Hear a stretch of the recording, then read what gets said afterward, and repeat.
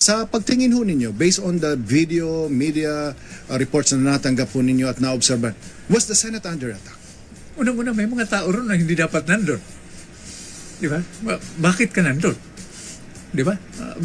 Di ba? Sino ka? Sino nag-utos sa'yo na pumunta ron? Ito yung mga, di ba, from a layman observers, di ba? Ang source natin ng impormasyon ay news eh. Oh. Ayan mga kababayan, sino ka? Bakit ka nandoon? Hindi ka dapat nandoon. Yan po ang mga katanungan ni Senator Hunasan dito. Kung pinigilan ng isang tao, sino man siya, ang pagpasok, ang pag-attend ng isang senador or isang congressman sa session nila, meron bang krimen? The answer is yes. Isang tao, sino man siya, by force, sabihin natin, ginulpe, sinuntok, whatever, yung isang senador or yung isang congressman habang siya ay nagtatrabaho or dahil sa trabaho, direct assault yan. At sabihin natin, habang sila ay gumagawa ng batas, no? Nagkaaroon ng hearing, yan yung mga pinapanood natin sa TV lagi, na hearing ng mga korupsyon, ay sabihin natin, may isang witness na minura ang senador. Pwede i-contempt yun. Bakit? Magandang araw po kasi Ayan mga kababayan, isang batang-batang abogado may sinasabi po patungkol dito. At ang mga narinig natin, nangyari ba ito kay Senator Bato de la Rosa?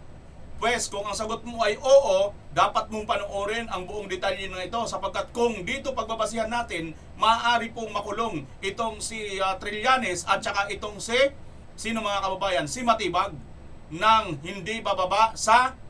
Naku mga kababayan, panoorin nyo po ng buong buo itong video na ito sapagkat ito na nga po si dating Senador Gringo Hunasan ay hindi na po nakapagpigil at nagkaroon na po, nagsalita na po siya rito patungkol po sa naganap dito nga po sa Senado. Bakit may mga tao na nandoon na hindi dapat nandoon? Si Trillanes, bakit may hawak siya mga kababayan na tinatawag na warrant na hindi naman po siya legal na mayroon po nito. At si Senator Bato, talagang nga fugitive of justice na. Yan po lahat ang ating pag-uusapan mga kababayan. Siyempre mga abogado po ang ating papakinggan. Pero bago yan, magpapasalamat po muna ako sa mga walang sawang nasusubaybay, naglalike at nagsishare sa ating mga video. Paki-subscribe na rin po sa mga bago pa lang na mga bisita. Napakarami po, patuloy pong dumadami. 18% na po yata. Pataas ng pataas. Dati nag-umpisa lang tayo sa 7% na mga bagong viewers. Ngayon 18 na. Doble-doble na po mga kababayan. Maraming salamat. Subscribe na po at like at share ng video ito kung inyong mamarapatin. Wala pong bayad yan, libre po yan. Tatanawin ko malaking utang na loob yan sa inyong mga kababayan. Okay, bueno. Diretso na po kaagad tayo rito sa gumimbal na balita sa ating kahapon.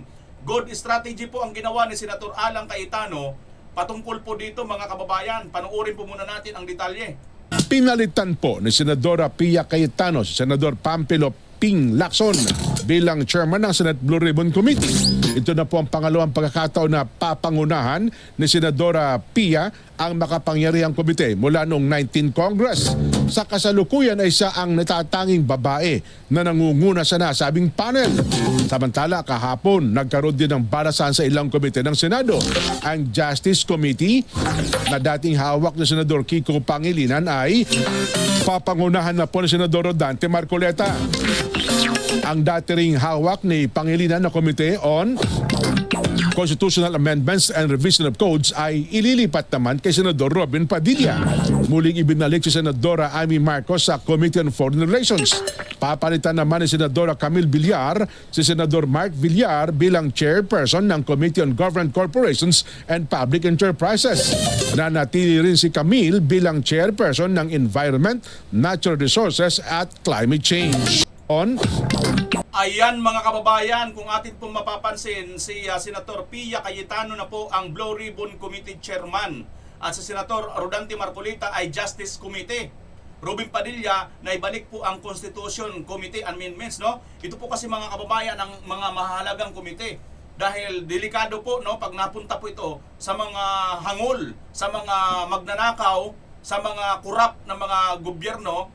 Mapunta po itong komite na ito kasi ito po yung magbabago ng ating konstitusyon. Hindi na po magkakaroon ng eleksyon at sila na lang po forever katulad ng ginawa ng Marcos Sr. Ngayon mga kababayan, bakit maganda po itong strategy? Una, syempre mainit na po talaga ang dugo ni Lacson dito po kay Senator Marcolita sa Blue Ribbon. So si Senator Marcolita binaba dito sa Justice Committee, no? At siyempre nilagay naman po diyan si Senator Pia Cayetano. Tandaan po natin, abogada po yan sa Senator Pia Cayetano. Hindi po yan basta-basta na senador. Ano ho?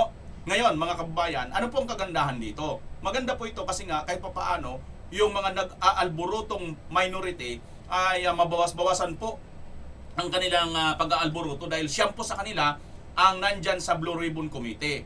Ngayon, 5 lang po dito sa majority. Bakit parang dihado yata tayo? Hindi po tayo dihado, mga kababayan. Hawak po natin ang chairman, lalo na si Senator Pia Cayetano at isang abogada. Unlike kay Lacson, hindi po abogado, no? Ngayon, mga kababayan, bukod pa dyan, si Lacson, hindi na nga abogado, ayaw pa magpaimbestiga sa Blue Ribbon.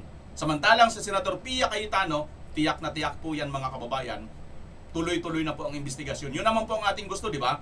Ngayon, bakit maganda itong kay Senator Marcolita? Mga kababayan, maganda po yan kasi nga po, katulad nito ngayon, sa nangyari kay Senator Bato de la Rosa, dito yan mangyayari. Pwede yan dito idulog sa Justice Committee, mga kababayan. At lahat pa ng mga paglabag, lahat pa ng mga inustisya na nangyayari sa ating bansa, pwedeng dinggin yan dito sa committee ni Senator Marcolita. Grabe, mga kababayan. At sa tingin ko, no, kahit hindi po si Senator Marcolita member ng Blue Ribbon, wala pong problema yan dahil po pwede naman po siya dyan magpunta dahil bilang mga chairman sa mga komite, pwede rin yata silang maging sub-member, di ba? Pwede rin yata silang maging guest member dyan dahil mga mga chairmanship din sa mga iba't ibang komite, di ba, mga kaubayan? So, ito ba ay sign of break up ng magandang relasyon ng Cayetano at Marcolita? Sa tingin ko, magandang strategy po ito. Para nang sa ganon ay magtuloy-tuloy po yung daloy ng pamumuno ni Senator Cayetano nang hindi po siya masyado maya't maya mayroon na lang kudita na gustong ipalabas ng mga ito. Tandaan po natin, mga kababayan, bagamat 13 lang po sila, sapat na po yan. Sapat na po yan. Pero yung 13 na yan, manipis po yan. Ngayon, pag hindi pa gagawan ng strategy ni Senator Cayetano at daskol-daskol ang kanyang mga kilos, tandaan po ninyo, lagi pong may kudita, lagi pong may pag-aagaw sa pwesto. Makakuha lang po ng 13. Dalawa lang po ang kailangan nila, mga kababayan. Dalawa lang ang mapabaliktad nila dyan. Tapos na po tayong lahat. Kaya dapat lang itong ginagawang strategy ni Cayetano, suportahan na po natin para wag na masyado mag-alboruto itong nasa minority. Ang importante naman po sa lahat sa atin ay magtuloy-tuloy ang investigasyon sa Blue Ribbon. Sang-ayon ba kayo? Kung sang-ayon kayo, comment nyo. Kung hindi kayo sang-ayon, i-comment nyo rin at bakit kayo hindi sang-ayon, mga kababayan. Bueno, si Senator Bato, siya nga ba talaga ay fugitive na sa justice? Panoorin po natin itong video na ito, mga kababayan, no? Una muna ito. Sa pagtingin ho ninyo, based on the video, media reports na natanggap po ninyo at na-observe, was the Senate under attack? Unang-una, may mga tao ron na hindi dapat nandun. Di ba? Bakit ka nandun? Di ba? Di ba? Sino ka? Sino nag-utos sa'yo na pumunta ron? Ito yung mga, di ba, from a layman observers, di ba? Ang source natin ng impormasyon ay news eh. O, footages, video. Di ba? Series ito. So, hindi ito isang bakit lamang. Ha? Bakit? Bakit ka nandun? Sino ka? Ano ang authority mo? Sino nag-utos sa'yo? Ano ang dokumento magpapatunay na may karapatan kang nandun? Magkabila yan. Ha? Yun ang nating sa akin. Nung senador ho ba kayo, yung premises ng GSIS is Kita nyo, mga kababayan, so walang karapatan talaga itong si Trillanes, bakit siya nandoon. Ganon din itong NBI. Wala po silang karapatan, mga kababayan, kung bakit sila nandoon. Ano ho? Kasi hindi po sila taga roon eh. Unang-una, hindi po sila taga roon. At wala nga silang pinapakitang warrant, mga kababayan eh. Yung pinapakita ni Trillanes, maaring galing po yan ng rekto. considered a premise, a property or a jurisdiction within the Senate? Sagrado yan. Di ba? Magkahiwalay. O parang, di ba? Para ka nagdala ng armadong grupo sa Of course, may tama na naman sa akin yan. Eh. Ano ginagawa mo sa Malacanang? Ba't ka naka-full combat gear? And in my case, I have stood at the gates of Malacanang as defender and attacker. No? Without an invitation except from my conscience. Di ba? Without an invitation except from my conscience. Inustihan ako noon at hinarap ko yung Consequence. yung consequences, di ba? Ganon yun. Baliktarin mo ngayon. Bakit may armadong grupo, di ba? May mga pan. Sa GSIS premises. GSIS, sa Senate premises. Sa Senate premises. Yeah, yun ang mga tanong na hindi ko pa masagot hanggang ngayon dahil Wala, teka lang. Anong advice nyo sa amin? Pagka may nagsalita na the Senate was under attack, ano dapat ang isipin namin? how will you conclude that the Senate was under attack? Correct. Yan mga kababayan, ito pong si Senator Unasan, maliwanag po ang kanyang paliwanag dito. Ano ho? Mayroon pong mga pumunta dyan sa Senado, ano ang kanilang purpose, ano ang kanilang ginagawa dyan mga kababayan. At yung ginawa ba nila ay nakaapekto ba yan dito kay Senator Bato sa kanyang trabaho? Panoorin nyo po, itong video na ito, isang nakita ko lang po, bagong-bagong batang-batang abogado. Mayroon palang ganitong pangyayari. Panoorin natin ang buo itong kanyang video mga kababayan. Napakaganda ng kanyang paliwanag dito. At dito mukhang mayroon po talaga dito dapat managot. At yan nga siguro ay ang NBI at itong si Trillanes. Panoorin natin mga kababayan. Bukod pa doon sa sinasabi ni Hunasan na bakit ka nandyan? Anong purpose mo? Sino ka? Bakit ka nandyan? Sinong nag-utos sa'yo? Anong legality mo? Di ba?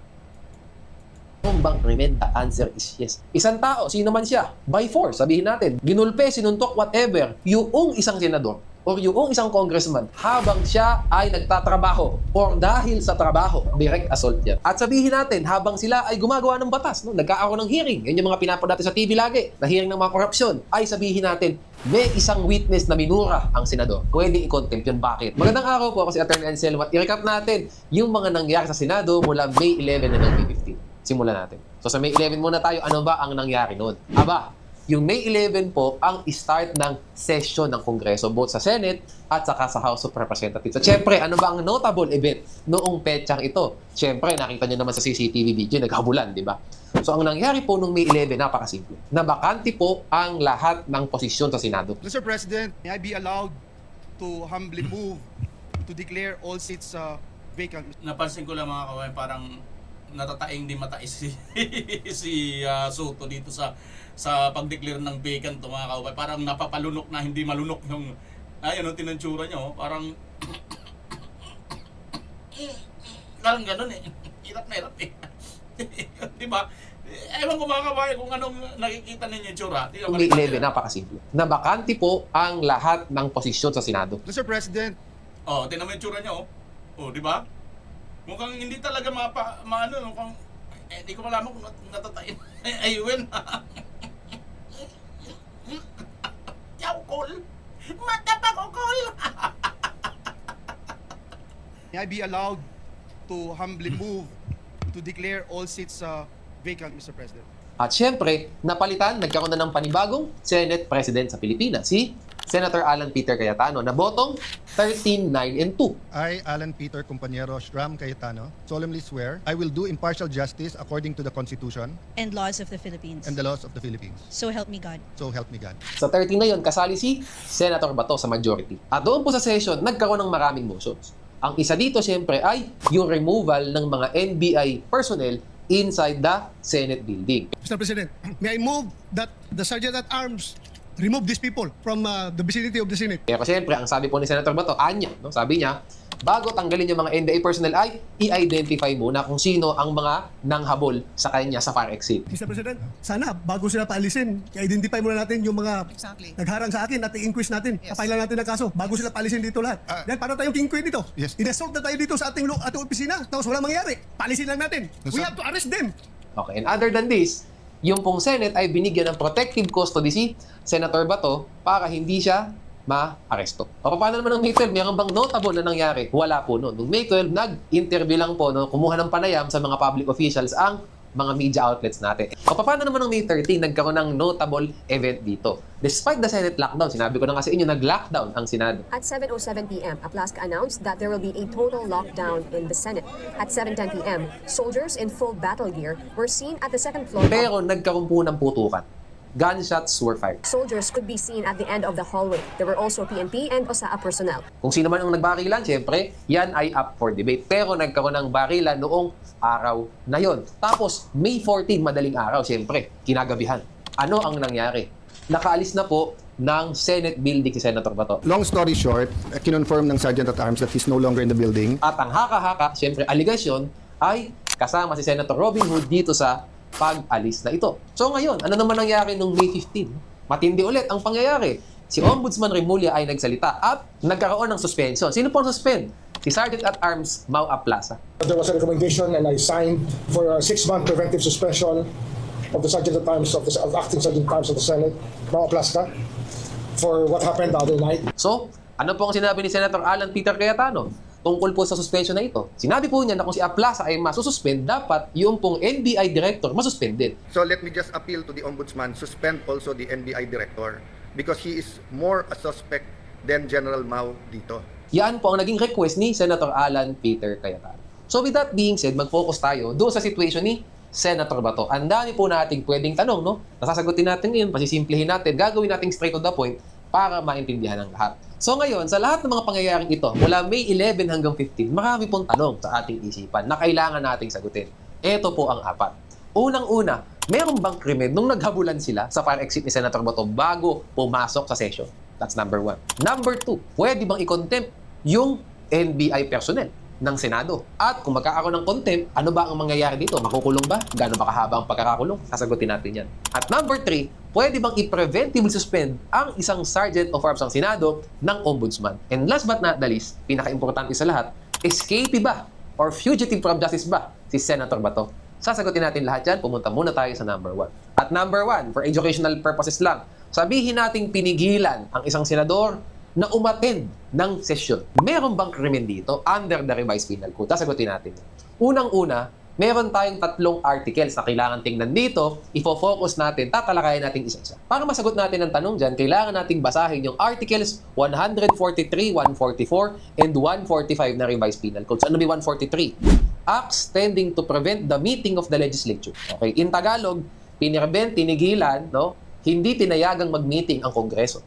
Number 2, disturbance of proceedings. Habang nagsesesyon, gumawa ng disturbance ang isang tao. And number 3, violation of parliamentary immunity. Ano ba yun? Sabi sa Article 145, violence of parliamentary immunity, babasahin ko sa inyo ngayon. Any person who shall use force, intimidation, threat, fraud, to prevent a member of the legislature, so whether Senado or House of Representatives, from attending the meeting. Yan. From expressing his opinion, from casting his vote. Ano ang sagot? Krimen po yan for violation of parliamentary immunity. So, babalik tayo sa tanong. Kung pinigil... Paktay ka diha. Kasi, ayan pala, krimen pala yan. Kapag pinigilan pag bumuto ang isang senador.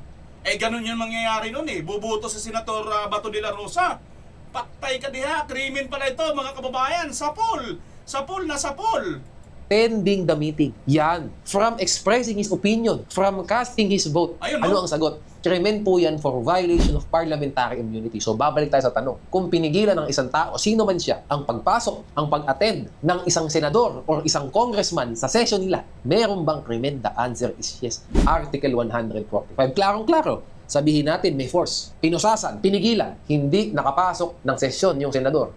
Pasok ko, prevent any member of the House from attending the meeting. In this case, yung session. May crime under the revised penal code. O gawa tayo sub-question na mga anak ng tanong ngayon. Attorney, paano kung nagulpe o nasaktan yung senador o yung congressman dahil sa pagpigil sa kanya? Hindi lang yung nagulpi, mga kababayan, dumugong ang kamay ni Senator Bato, di ba? Muntik pa ma-aksidente si Senator Bato na muntik madapa, di ba? Eh kung nahulog pa yun, dahil ang cause ng pagkahulog niya ay hinahabol sa nitong mga NBI. Adi matinding krimen yun, mga kababayan, di ba?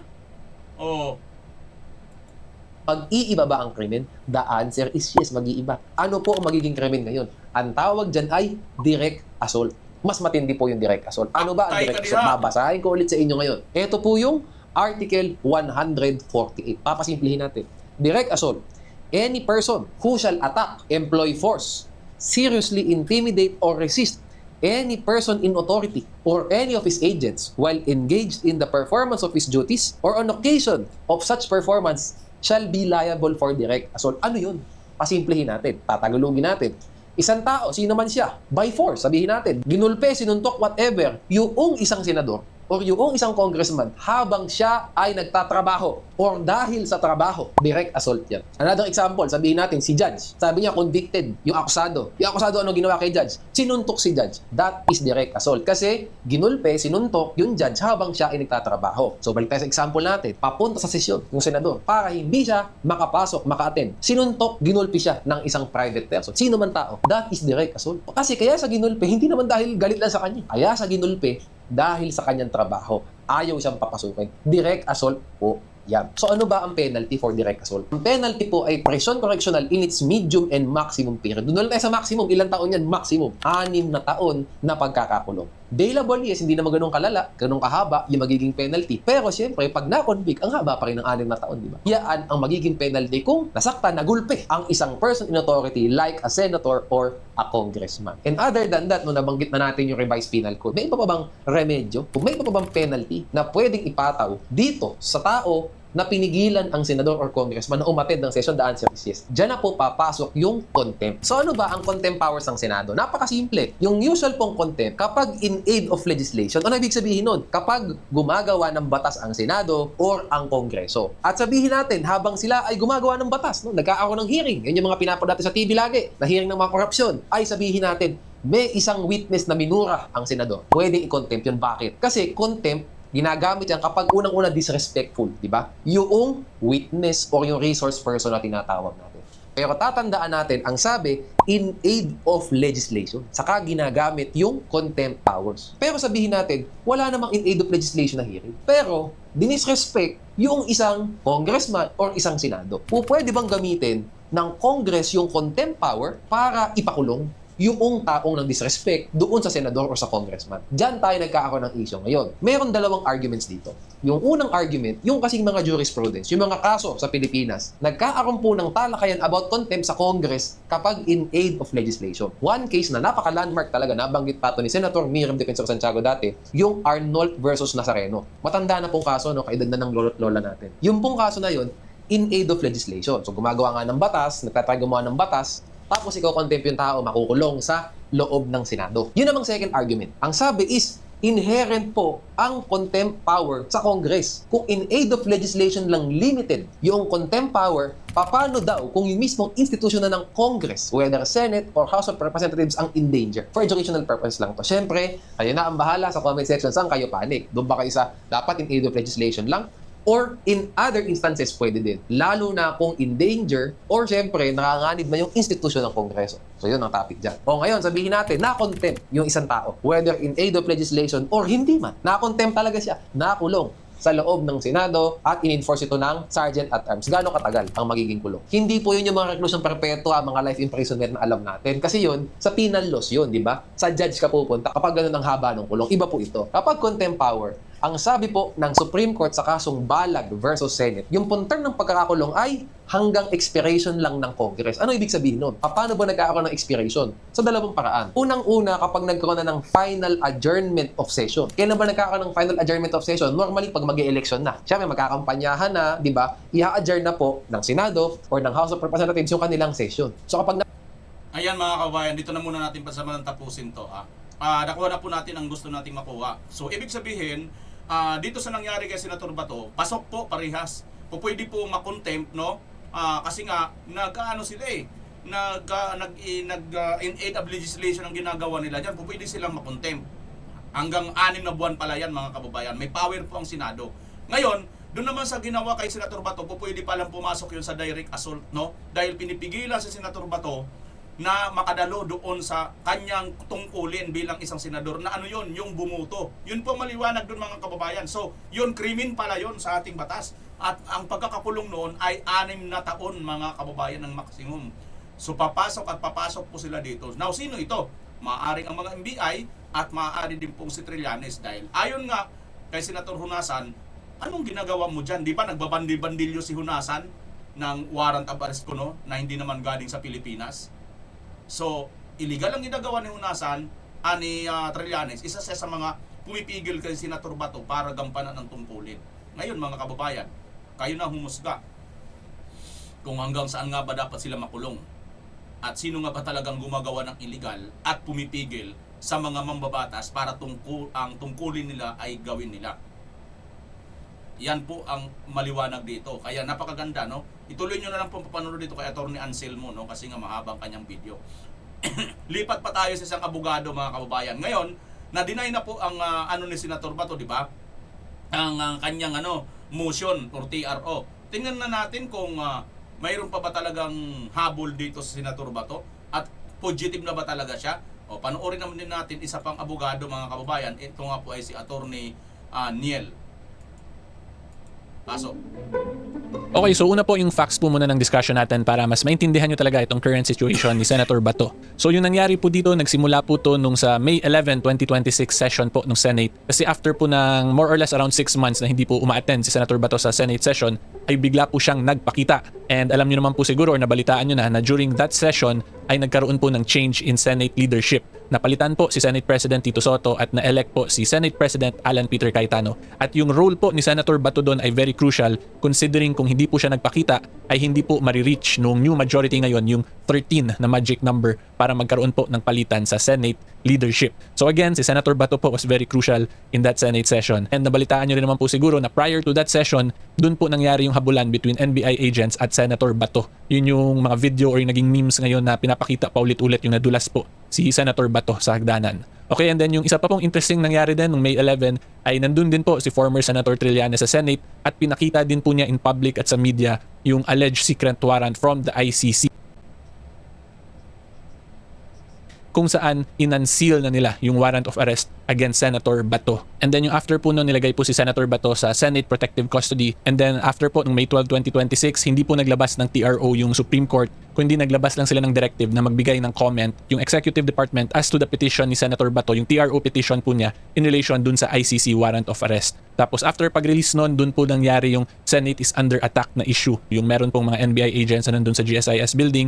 Tapos nagkaroon po sila ng exchange of gunfire between the Sergeant at Arms Mau Aplasca. Then after po nung Senate is under attack issue, yun po yung umalis naman si Senator Bato sa Senate. Then nag-reply po yung OSG ngayon on behalf of the government. Tapos yung main argument po ng OSG is that si Senator Bato daw is a fugitive from justice, therefore hindi po siya pwede mag-seek ng legal remedies. Until eventually today po, May 20, 2026 ay naglabas na ng decision yung Supreme Court denying officially the TRO po ni Senator Bato. Okay, so yan po yung pinaka-facts ng discussion natin.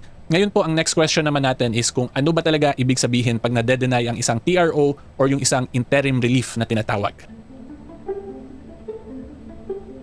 Okay, so ang ibig sabihin po pag na-deny ang TRO ay na-deny lang po yung relief na yon na hinihiling po ng isang party to a case prior to madesisyonan po yung main issue dun sa main case. Kasi yung main issue naman po talaga dun sa petition for certiorari and prohibition ni Senator Bato is whether or not valid and enforceable ba yung warrant of arrest sa ICC dito po sa Pilipinas without it undergoing a local judicial process. Tapos prior to madesisyonan ng Supreme Court yung main decision or yung main issue po na yon, may interim relief po na prayer si Senator Bato which is pigilan yung pag-aresto sa kanya ng Executive Department.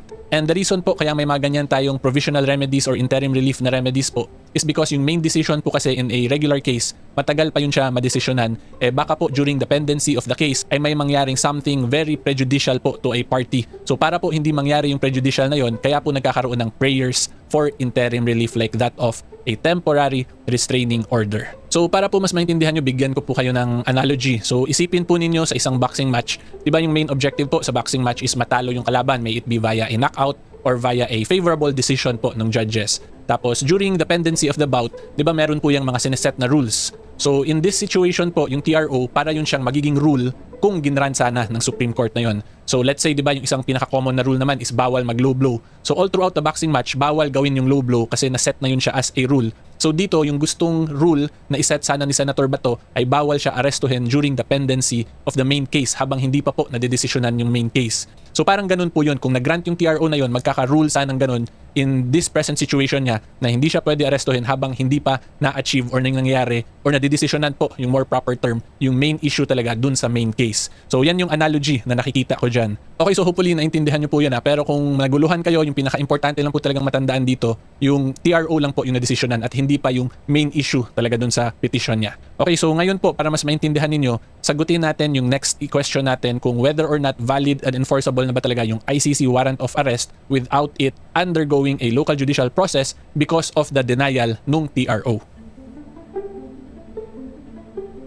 At ang sagot po dyan ay hindi po yun ganun na because dinenay lang yung TRO ay ibig sabihin automatic na agad na valid and enforceable na yung ICC warrant without undergoing a local judicial process dito sa Pilipinas. At Ayan, maliwanag mga kababayan ha, hindi po automatic yan na enforceable ka agad yan hanggat wala pa pong local court sa Pilipinas na nagbibigay, nagpapahintulot, nagliligal po nito, hindi pa po yan ganun automatic na valid na kaagad na argumento.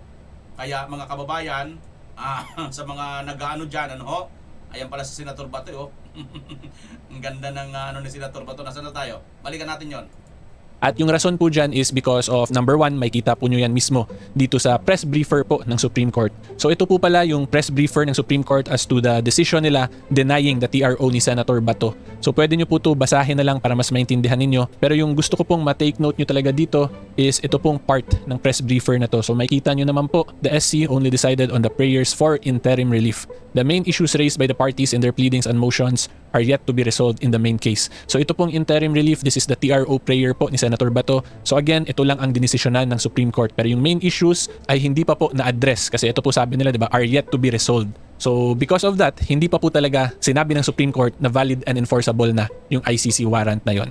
Okay, so yan po yung magandang i-take note natin dito. So in a sense po, pwede natin sabihin na yung mga anti-Senator Bato ay nanalo na sa isang battle. Pero as to the war of whether or not valid and enforceable ba talaga yung ICC warrant of arrest ay hindi pa po nila napanalunan. Kasi yun po yung main war talaga. Pero yung battle dito sa TRO, ibigay po natin yun dun sa mga anti-Senator Bato kasi dininay po So panalo po sila in that aspect. Okay, pero overall po ang maganda ring i-take note natin dito ay dito nyo po talaga makikita kung gaano ka-important din yung rule of law na hindi hinahaluan ng politika. Kasi from this po, itong actions ng Supreme Court, makikita nyo na they really take it on a per-issue basis or on a legal step-by-step basis po. And this is also a good reminder nga po na dapat hindi talaga hinahaluan ng mga political commentaries or political statements yung rule of law po na aspects ng ating society. Kasi pag political commentaries at political statements po, madali po kasing gawing flowery or yung magandang pakinggan talaga ba ng mga nakikinig. Pero minsan po kasi yung mga political statements and or commentaries na yan, maganda lang pakinggan pero legally speaking, ayun pala hindi na siya tama.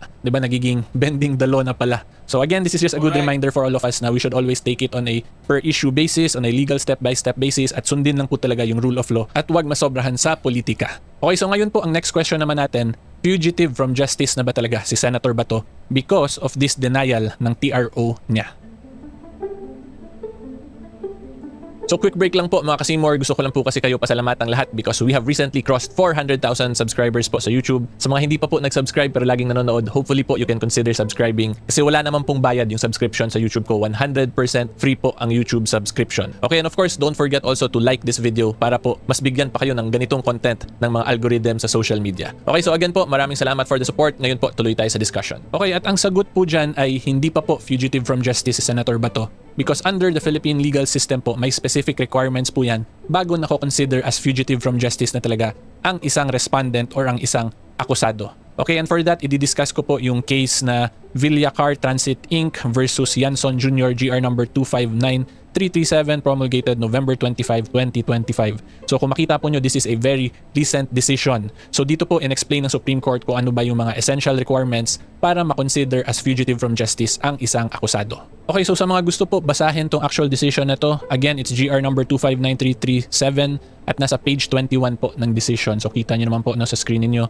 And then meron pong discussion yung Supreme Court dito about fugitives from justice. So basahin po natin. A fugitive from justice is a person who attempts to evade law enforcement by fleeing the jurisdiction. Significantly, in Marquez Jr. versus Commission on Elections, the court defined a fugitive from justice as one who not only flees after conviction to avoid punishment, but also includes those who after being charged, flee to avoid prosecution. So kung makita po ninyo, ang pinaka-point talaga ng Supreme Court dito, there are two situations po kung saan mako-consider as fugitive from justice ang isang respondent. At yung factors po na yun ay number 1, pag meron na pong conviction tapos yung accused ay tumakas para po hindi siya makulong. Tapos number 2, kung meron na pong legal na case talaga or legal na warrant of arrest against him, tapos nagtatago po siya para hindi siya maaresto and or prosecute as to that case.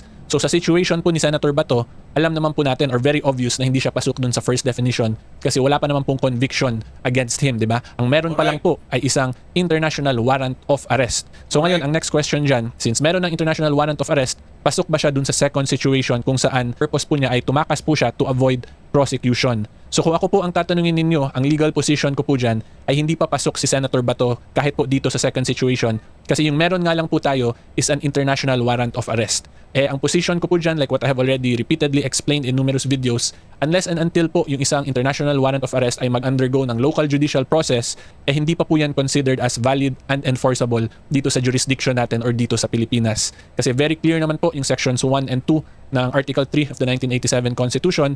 Therefore, if yung warrant na yun ay hindi dumaan sa requirements na yun, hindi po siya papasok dun sa definition na meron ng valid warrant of arrest or a valid case pending within the jurisdiction of the Philippines. Therefore, hindi po siya mako-consider pa as a fugitive from justice. So ngayon, ang next question, pwede ba siya makonsider as fugitive from justice dun sa ICC? Kasi dito sa Pilipinas, kung ako po tatanungin niyo based on this definition, ay pwede po talaga ma-argue na hindi pa fugitive from justice si Senator Bato. So as to that ICC issue, ay hindi ko na po sasagutin yun. Bahala na po dun yung prosecution kung gusto ba nila kasuhan si Senator Bato or ipa-declare dun sa ICC ng fugitive from justice siya. Ang sa akin lang po, basta sa Philippine jurisdiction po ang pinapag-usapan, ay hindi pa po or pwede po talagang i-argue na hindi pa fugitive from justice si Senator Bato de la Rosa. So in very simple terms, antayin po natin yung declaration ng Supreme Court kung whether or not valid and enforceable ba talaga yung ICC warrant. Tapos kung sabihin ng Supreme Court na valid and enforceable yun, tapos nagtatago pa rin si Senator Bato, dun na yun papasok ngayon yung number 2, yung pagtago niya to avoid prosecution. Okay, so ngayon po ang next question naman natin, pwede na ba talaga arestuhin si Senator Bato because of everything that we have explained so far and because of the denial ng TRO niya? Okay, so this one po, strictly legally speaking, based on this TRO decision denial po ng Supreme Court, ay pwede na po arestuhin si Senator Bato via that ICC warrant. Kasi ang sinabi po dito, dinenay ng Supreme Court yung TRO kung saan may prayer si Senator Bato, prayed for a TRO and or SQAO to prevent the DILG, the DFA, DOJ, PNP, NBI, BI, Armed Forces of the Philippines, CIDG, from arresting him on the basis of any warrant from the ICC, red notice and diffusion from the Interpol or any foreign judicial or quasi-judicial instrument without a Philippine judicial warrant. So ito yung prayer ni Senator Bato, yung hindi siya arestuhin. Pero since hindi nga po ito ginarant ng Supreme Court, strictly legally speaking, pwede siya arestuhin. However, yung interesting issue lang dito is hindi pa na-declare kasi kung whether or not valid ba talaga yung ICC warrant of arrest na yun. So ang problema po dito, kung biglang arestuhin si Senator Bato ngayon, tapos later on mag-decide yung Supreme Court na hindi pala valid yung ICC warrant na yun, doon po magkakaroon ng very big problem kasi baka napadala na po si Senator Bato sa The Hague. Tapos yun pala, sabihin ng Supreme Court, void yung warrant na yun. So overall, ang point ko lang po dito, si Senator Bato po talaga is currently in a very interesting situation. Pero ang maganda lang po dito, based on the past statements po, di ba, ng Executive Department, yung kay DILG Secretary John Vic Rimulya, ang sabi po nila. Sandali lang mga kababayan ha, based po dito sa sinasabi ni Atty. Niel, at saka yung kahapon, di ba, tinatanong ng Daily Tribune, ang ating Supreme Court. Disclaimer muna mga kababayan, ako, nire-respeto ko po, ginagalang ko po ang Supreme Court natin. Yun na lang po kasi ang kahuli-hulihan nating pag-asa no? Sa mga usaping legal dito sa ating bansa. Kaya lang, minsan talaga mga kababayan, bilang mga tao din po yung mga yan at may mga pamilya din po yung mga yan, may matitindi pong pressure ang nangyayari ngayon. Tandaan po ninyo, first time in the history na ginanito po ang Senado. First time in the history na halos lahat ay member na po ng sindikato, malitagang ang isang administrasyon. Bilyon, trilyon po ang perang hawak nila. Bukod pa sa pera na yan, hawak po nila ang kapangyarihan. Sa tingin nyo, bilang isa kang tao at may pamilya, hindi ka kaya mapipressure kung mayroong matinding pressure ang mag-gaano sa'yo, mamimipressure sa'yo. Hindi ko pa sinasabing ganito ang ginagawa nila sa Supreme Court, ha, mga kababayan. Pero lahat ng bagay ay posible, may posibilidad. Hindi ko po sinasabing nangyayari ito ngayon sa Supreme Court, ha, mga kababayan. Aantayin nila yung Supreme Court decision before nila arestuhin si Senator Bato. So this one is a Supreme Court decision. However, hindi pa nga ito yung decision talaga sa main case. So ngayon, ang maganda po nating abangan next is kung ano yung magiging statement ng Malacanang as to this decision ng Supreme Court. Kung whether or not yung binabanggit ba nilang Supreme Court decision is the main issue or dun lang ba sa TRO. Kasi pag itong sa TRO lang, medyo alanganin po si Senator Bato. Pero wala naman po sinabing qualifying terms yung executive. Sinabi lang nila antayin yung Supreme Court. So I'm assuming they are going to wait on the main decision. Kasi interim reliefs naman po ay provisional pa lang at hindi pa talaga na discuss yung actual merits of the case. Okay, and then yung isa pa pong maganda rin natin abangan dito is come Monday po, ang sabi ng Supreme Court ay decision. Kasi ang meron pa lang po or yung nilabas lang nila today is simply a press briefer pa lang po. Inuna nila yung press release before the public release of the official decision. So yan po, abangan natin, tingnan natin kung ano yung magiging arguments ng Supreme Court doon. Kasi kung makita po ninyo, yung botohan dito was 9-5-1. So may mga dissenting opinions at may mga nag-abstain pa. So maganda mapakinggan natin lahat ng sides kasi mukhang nagkagulo rin sila sa Supreme Court or talagang nagdebate po sila sa Supreme Court as to this case. Okay, so yan lang po ang masasabi ko as to this issue. Hopefully klaro po yan. If you like more legal videos and current events, subscribe lang po kayo sa channel ko. And Ayan mga kababayan, so maliwanag po dito ngayon sa sinasabi ni Senator Niel, no? Senator Niel, Attorney Niel pala, sorry, Attorney Niel. Bagamat lumalabas dito na parang pwede na arestuhin si Senator Bato, pero ang totoo mga kababayan, pwede na siyang arestuhin talaga. May warrant of arrest eh. Kaya lang ang problema, sino dapat ang umaresto sa kanya? At saan dapat yan? Hindi naman po yan Hindi naman po yan Pilipinas eh.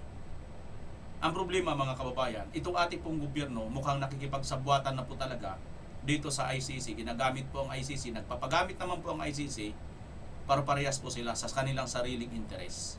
Yung ICC, ang interes nila maging relevant pa sila sa buong mundo, sa international na sinasabing mayroon pa rin silang silbi. Sa kabila ng nakikilimos lang naman po itong ICC, wala naman po itong sariling pondo eh. Namamalimos lang naman po ito sa iba't ibang mga bansa eh. So, sa tingin nyo mga kababayan, isipin nyo, yung hinihingian mo ng pondo para kayo ay magpatuloy na magtrabaho, iyon ngayon ang gusto mong ikulong, ikasuhan. How ironic. Ewan ko, sa totoo lang itong batas, itong ICC na to, kaya pala siguro, no wonder na hindi po rin nila makuha talaga yung tamang batas. Kasi sila mismo ay labag sa batas ang kanilang ginagawa. Una na nga po dyan mga kababayan, may rules po sila na dapat dumaan muna sa local judicial authority at hindi na po yan nila sinunod. Kasi una po silang manlalabag sa batas. Kaya ito pong ICC, hindi po ito totoong international court, kundi international criminal lang po sila. Hindi po sila korte, mga kababayan. Yan ay opinion ko, sarili kong opinion. Kung gusto ninyo, di patawag nyo ako sa ICC. Gusto ko yan. Wala naman po yung karapatan dito sa atin. Sino ba yan mga yan? Di ba? Ngayon, dito sa batas natin, ano ba ang warrant ni Senator Bato? Mayroon ba? Kung wala kayong karapatan. At kaming mga butante ni Senator Bato, kami ang may karapatan para ipagtanggol si Senator Bato. Ngayon, kung mayroon na kayong maipakitang warrant of arrest si Senator Bato, mismo nang galing sa RTC, sa ating batas, sa ating hukuman, sige.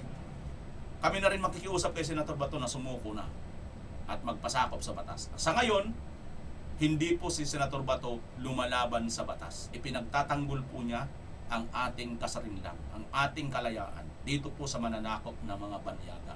Bakit may mga administrasyon ngayon? Bakit itong si Bongbong Marcos ngayon ay nagpapasakop sa banyaga? Ito ba ay maliwanag na pagtatraidor? Kayo na mga kababayan ang musga. Kung traidor ba si Marcos BBM Jr. sa bayan ng Pilipinas? Para sa akin, napakaliwanag na katraidoran ito. Wala pong karapatan ng ibang bansa na hatulan ang ating mga mamamayan. Hindi po tayo, wala pong nagawang na itulong sa atin itong ICC na ito. Yan po ang aking opinion. Maraming salamat mga kababayan.